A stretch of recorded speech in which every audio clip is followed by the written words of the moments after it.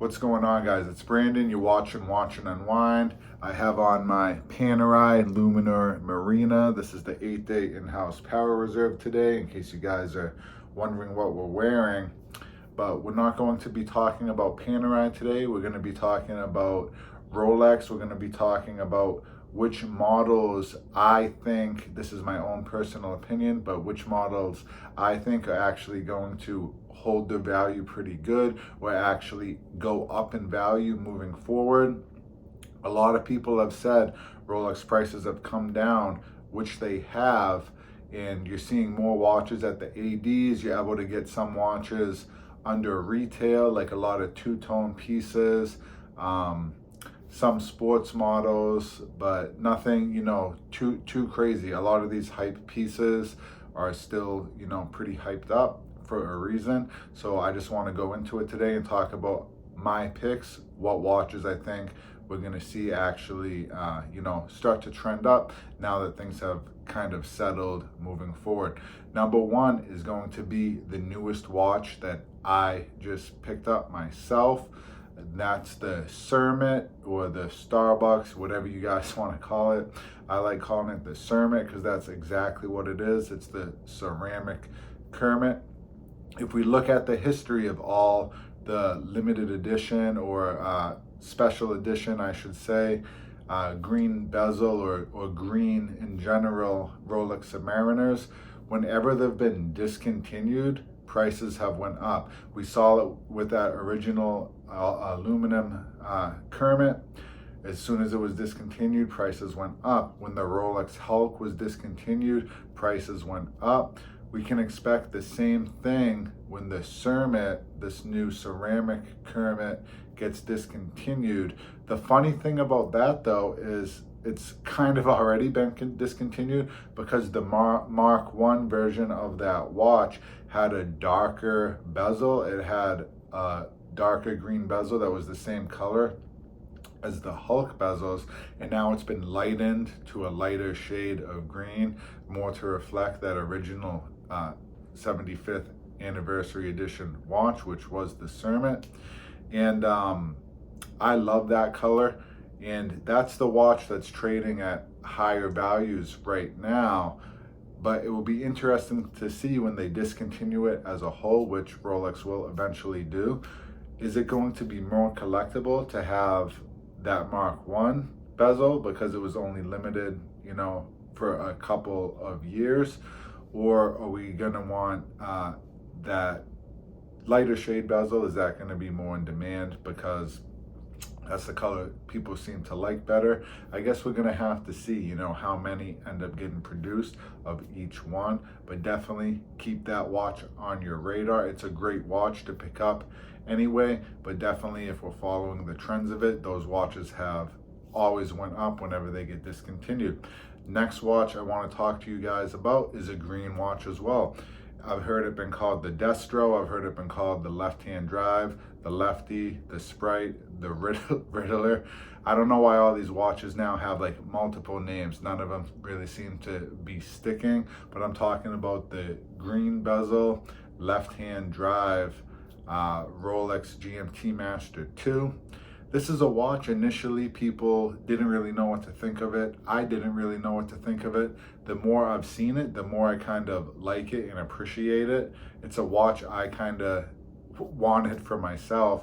I was actually offered this watch. I was sleeping when I got a call for this watch. When I woke up, it already sold, so I didn't end up getting this watch. I did end up getting my Submariner, green bezel Submariner, which I absolutely love, so it worked out at the end of the day. I definitely have a thing for green watches, though. I get my green OP41, I get my green bezel Submariner, so a green GMT Master does seem kind of to be next in my projection of kind of where I see my collection going. It makes sense, although I'm really hoping for a Daytona. I don't have a chronograph yet. I would absolutely love to get a stainless steel Daytona in my collection. But why do I see this watch going up? Well, it's already held pretty strong value. Even though we've seen a lot of other watches kind of creep down in their value, this is still holding like 60% over MSRP right now. When it was first released, it was like way higher than that. I think people were asking like 50K for some of these watches. I believe they cost right around 11 MSRP. But it's so different of Rolex to make this watch with its left-hand drive, even the, you know, the dates on the opposite side of the case there, and it's just, it looks so completely different than everything else in Rolex's lineup that they are going to discontinue it eventually anyway, but I don't think it's going to be very long of a run. A lot of other YouTubers haven't thought it's going to be that long of a run. So if you can get one of these at retail, I definitely think it's going to go up in value as well. Thirdly, I want to talk about the Yacht Master in the titanium. This is just a release a lot of people were kind of anticipating, but it still took a lot of people by surprise once it was released. I absolutely love this watch. I haven't had hands-on with one, but the titanium is going to give it that super lightweight feel on wrist. It also looks a little bit darker since we're dealing with a different metal that isn't, you know, stainless steel. And it's just a really sharp looking watch. People are asking for these a lot of money for these because they're brand new, you know, right hot out of the factories from Rolex. So I do think prices are going to dip a little bit, but I definitely think we're going to see this watch stick around over MSRP compared to, you know, some of the other watches that we see dropping in price. This is one I think if you can get your hands on, definitely you're going to be in a good position.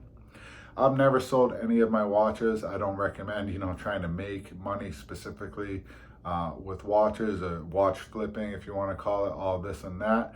But I do like having watches in my collection that are worth more than I paid for them. Who wouldn't, you know? And so if you can get any of these watches retail, I think you're going to be in a pretty good place, you know, moving forward. Other than that, the other thing I want to talk about is vintage watches. Of course, as we're moving forward, if you can get a very collectible vintage watch like that original Rolex Submariner from 1954, when we hit big marks, like in my lifetime, we'll be coming up, you know, on the 100th anniversary of the Submariner. It's going to be pretty special if you could have, you know, those really nice shape, early vintage production run models of that watch. That would be, you know, pretty special. So I always think if you know what you're doing with vintage, definitely not my specialty, but that's another area that you could kind of play it smart right now when prices are a little bit lower, because moving forward, when we hit all those kind of special occasions, 100 years of the Submariner, people might be turning to, you know, that original. So again, guys, this is just my opinion, but you guys let me know down below what you think. What are some watches that you think might retain their value pretty good going forward, or even go up in value? Some people always get mad, oh, watches shouldn't go up in value, blah, blah, blah, this and that. It's the reality of the situation that some of these watches do in fact go up in value. And yeah, that's my take on it. But thanks for watching, guys. Please give the video a thumbs up. Please leave a comment. Please subscribe. Above all else, guys, subscribe to the channel. It helps my channel out so tremendously. I really appreciate it. And I'll catch you guys on the next one.